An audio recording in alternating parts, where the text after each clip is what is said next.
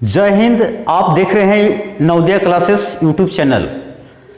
आज हम आप लोगों को बताने जा रहा हूं रीजनिंग चैप्टर से। रीजनिंग को आज हम पूरी तरीके से समझेंगे, देखेंगे। मानसिक योग्यता परीक्षण यह कितने भागों में विभाजित होता है, तो हम आप लोगों को बता देना चाहते हैं कि जो मानसिक योग्यता परीक्षण है क्लास 6 एंट्रेंस एग्जाम हेतु, यह 2 भागों में विभाजित होता है और हमें वह 2 भाग को जान लेना चाहिए, जो होता है भाषिक एवं अभाषिक, वर्बल एंड नॉन वर्बल। इसमें से हम लोग क्लास 6 एंट्रेंस एग्जाम हेतु हमें सिर्फ पढ़ना पड़ेगा नॉन वर्बल को। याद रखें, आपको सिर्फ और सिर्फ नॉन वर्बल को ही पढ़ना है। तो आइए इसमें देखते हैं। अब नॉन वर्बल में जो इसके इकाइयां हैं तो लगभग 10 इकाइयों में विभाजित है, जैसा कि आप यहां पर देख पा रहे हैं। तो एट फर्स्ट हम लोग देखेंगे वर्गीकरण चैप्टर को। वर्गीकरण यानी कि क्लासिफिकेशंस। 4 ऑप्शंस दिए हुए रहेंगे, जिसमें से आपको चूज करना है कि एक अलग, उन चारों में से एक अलग कौन सा है। मतलब समझ पा रहे हैं कि अलग, उन चारों में से अलग कौन सा है। 3 सेम रहेगा, एक अलग रहेगा, डिफरेंट रहेगा। तो उन डिफरेंट किस एंगल से वह अलग है, इसको समझना बहुत जरूरी हो जाता है। जैसे कि एग्जांपल दैट हम आप लोगों को बताने जा रहे हैं कि ये है फूल, घर, पेड़, कछुआ। हमने इसको पहले ही घेरा बना चुका है, क्योंकि एक बार हम वीडियो पहले बना रहे थे और वह पॉज हो गया था, जिसके वजह से ये पहले बताया हुआ है।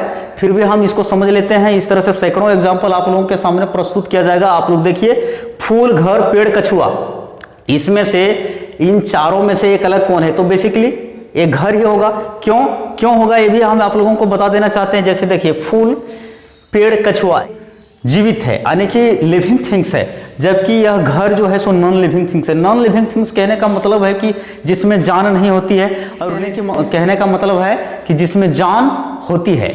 जैसे कि फूल में भी, पेड़ में भी, कछुए में भी, इन तीनों में जान है, जबकि घर में जान नहीं है। तो इस एंगल से हमें चीजों को अलग करना होता है। साथ में देखेंगे कि केवल निर्जीव, सजीव, ऐसा करके डिफरेंट नहीं करना है। बहुत से एंगल्स हो सकते हैं। मान लीजिए हम ले लेते हैं हाथी, शेर, भालू, चीता। हाथी, शेर, भालू, चीता। अब इन चारों में से एक अलग कौन सा है? सबों में तो जान है, लेकिन हमें यहाँ पर वो चीज पहचानना है जो चारों जानवरों में से एक जानवर डिफरेंट हो। तो क्या हो सकता है बच्चों, आप लोग बताइए क्या हो सकता है? तो वह बेसिकली हाथी होगा। क्योंकि हाथी एक शाकाहारी जानवर है, जबकि ये अन्य तीनों मांसाहारी जानवर है।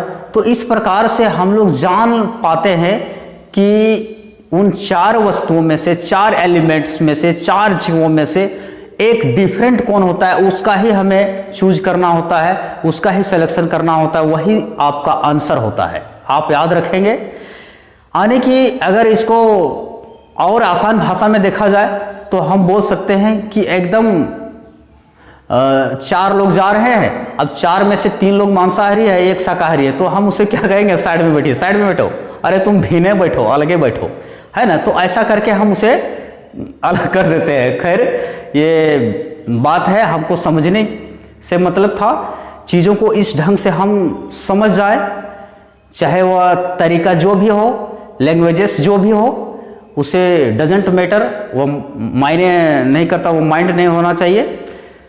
तो आप चीज़ों को भली भांति समझ पा रहे होंगे कि कोई भी चीज़ है उसे हम अलग कैसे कर पाएंगे। देखने का नज़रिया अलग अलग है ना। कोई आप कहीं शादी में ही जा रहे हैं, आप सभी लोग जीन्स पहने हैं, एक कोई पैजामा पहन लिया, तो उस हिसाब से वो अलग है ना। तो आपको चूज करना है, देखना है, आपके अपने दृष्टिकोण को बदलना है।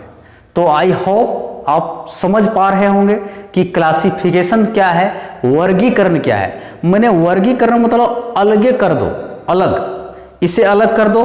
कौन तीनों एक जैसा है और कौन एक जो है वह तीनों में से अलग है।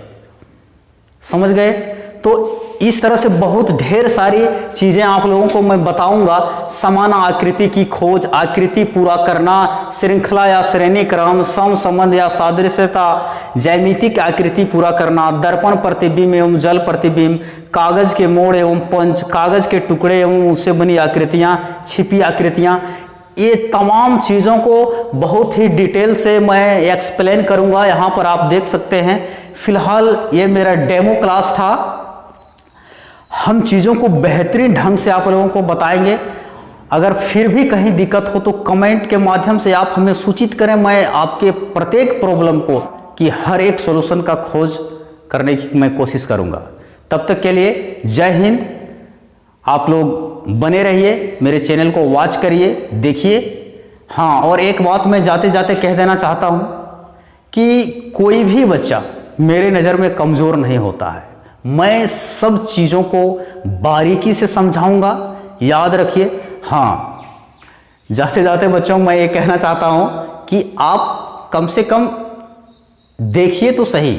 अगर आप सेल्फ स्टार्ट में हैं, आपका बैटरी चार्ज है, तो आप मेरे बताए हुए चीज़ों को भली भांति आसानी से समझ पाओगे। मतलब आपको ठेला गाड़ी नहीं बनना है। तो बने रहिए, मैं हर एक चीज़ों को बारीकी से बताऊंगा। तब तक के लिए जय हिंद।